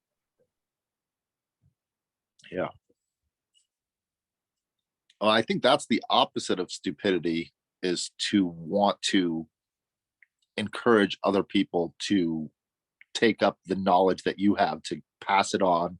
Yeah. Like, to me, that's what I love about academia, is the idea is to keep building on this and giving more to the academic institutions that gave to you the knowledge, and then you add to that knowledge, and then it just keeps adding, and Yeah. to the point where it's bettering, not Yeah. just controlling. I mean, one of the things I'm looking forward to, since I gave that talk to that local group here on my research, it's the first time I've given that talk in a long time, but it's also the first time that there's a feature length video of it up on YouTube. And I'm gonna, wait and see if that either goes someplace or sort of fades into the background and gets forgotten about. Was this a new video, Barry? Yeah, last Wednesday, I'm not, maybe you didn't know this. Last Wednesday, there's a local group. What used to be the Boston Computer Society back in the 90s, the remnants of it is now called the Lexington Computer and Technology Group. And it's mostly retired people, white male techies that are retired but live in Lexington or nearby. And they meet every week. They used to meet, well, they still presumably can meet in face-to-face at the community center, but because of COVID, everybody went first to Zoom and then to hybrid meetings. So I offered to present my own research, and I turned out they had a gap. They had a person who couldn't do his schedule, and so they slotted me in on short notice. So it was like a 90-minute video last Wednesday. It was on Zoom, and they recorded Was it published on YouTube? Sorry? Was it published to YouTube or somewhere? Yeah, it was just published to YouTube yesterday. They Please recorded it on submit. Wednesday, and the video went up on YouTube yesterday. And so I posted, on social media, Facebook and LinkedIn, that this video has just been released. And now the question is, will it spread, or will it just, be a shot in the dark and be Well, forgotten send me about? the link so I can help spread it. Yeah. So question is, where do you want me to send it to? Because it's on Facebook. I don't know where you Send want it to me at joshuabridge.com. All right, I'll send you an email after this then. Yeah. I appreciate it, because I did post your paper on the Google Sites at the top of the chat room that we were in with 5,000 people.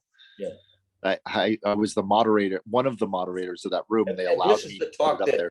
that presents that material. I actually used that Yeah. as the material, but I did the live narration and conversation. But that's exactly what the material was. It was that particular paper. That article. This was a room with 5,000 people that came through, and there were a lot of industry professionals that were coming in and out of this room. So I don't know how many people clicked the link above, but the link was sitting above for 8 hours. So, so it was a 90-minute recording, not me talking the whole time because there was conversation, but that was I basically went through that article over a hour and a half Wednesday morning with an audience of maybe about a dozen people, I think. Well, I'm going to sign off, but yes, please send me that link. I'll check my email later after this. Send you the link to the video, and along with the link to the actual content that I presented, so they're tied together. Sounds good. So Kayla had a bail. She ran out of time or something there. Gotta go, she said. And Sam has turned off his video, so maybe he's gotta go. It's been 2 hours, so. Yeah. I still gotta go release the Quacken. Release the Quacken. All right. So do you want to end it, Sam, or what? Yeah, unless there's any other last minute points you want to make. I'm just proud of you, Sam, for being a duck farmer. I think that's awesome. That's inspiring. There's a You've lot inspired of crap. me to. Yeah, I don't like chickens, but someday I hope that I'm a chicken farmer. And I have people trying to talk me into getting goats, llamas. You posted that funny little lamb on the couch thing, and then you took it down right away. I happened to watch it before. Oh, he took because it that away. was supposed to be for my daughter, and I realized that I had posted it to the wrong group. Okay, I noticed that it was gone like 2 seconds after I It was clicked. it was a baby goat. Not Yeah, it a, was a cute little baby goat on a couch. yeah, or because whatever. we got so many blackberries that it's widely known these baby goats will keep the blackberry bushes under control. Yeah. Anyway, So- that's what happens when you move remotely and start having a little bit of a wilderness that one is now responsible for. Yeah. How to maintain a good equilibrium without anything going crazy. Anyway. Hey, Okay, Barry, my original point to bringing up this model of stupidity was to try and connect it to various other topics in collaborology. But we can leave that till next time, okay? sure, no problem. All right, Okay, thanks. right. Take care. Bye-bye. see you, bye-bye.